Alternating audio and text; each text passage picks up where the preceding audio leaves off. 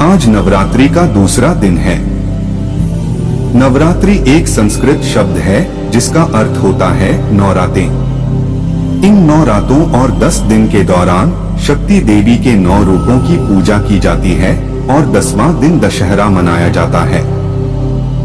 माँ दुर्गा की 9 शक्तियों का दूसरा स्वरूप देवी ब्रह्मचारिणी का है।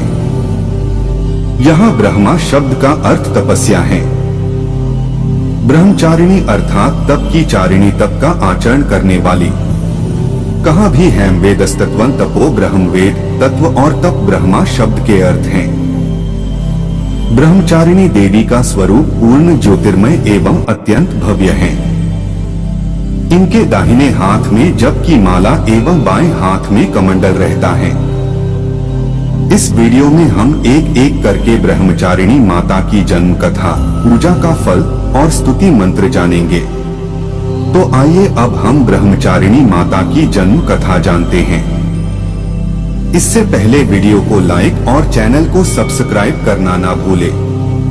अपने पूर्व जन्म में जब ये हिमालय के घर में पुत्री रूप में उत्पन्न हुई थीं, तब नारद के उपदेश से इन्होंने भगवान शंकर जी को पति रूप में प्राप्त करने के लिए अत्यंत कठिन तपस्या की थी।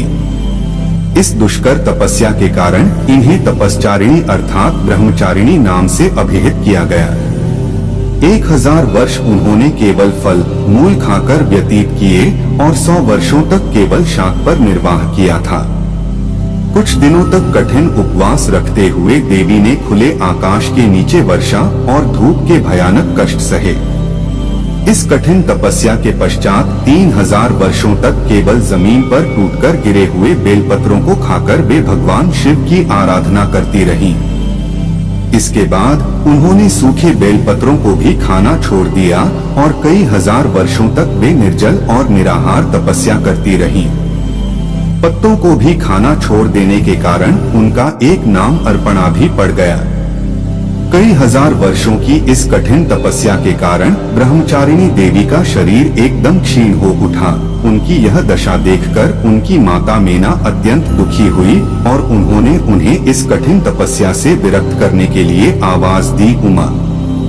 तब से देवी ब्रह्मचारिणी का एक नाम उमा भी पड़ गया।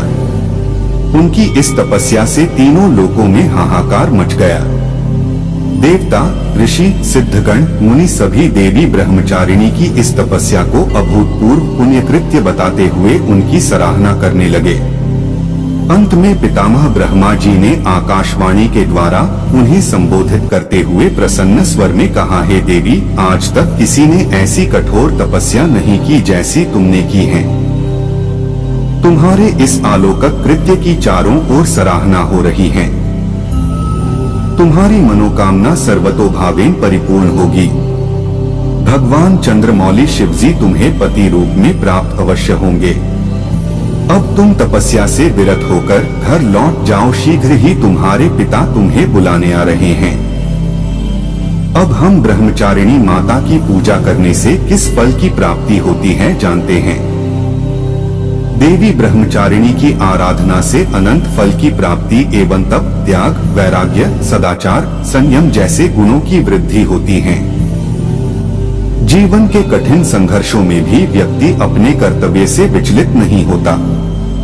मां ब्रह्मचारिणी देवी की कृपा से उसे सर्वत्र सिद्धि और विजय की प्राप्ति होती है।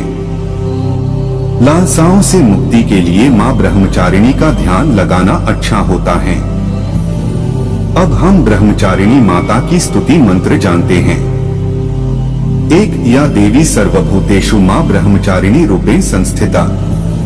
नमस्तस्यै नमस्तस्यै नमस्तस्यै नमो नमः। 2 दधानाकर पद्माभ्याम अक्षमाला कमंडलो। देवी प्रसीदतु मयि ब्रह्मचारिणी उत्तमा।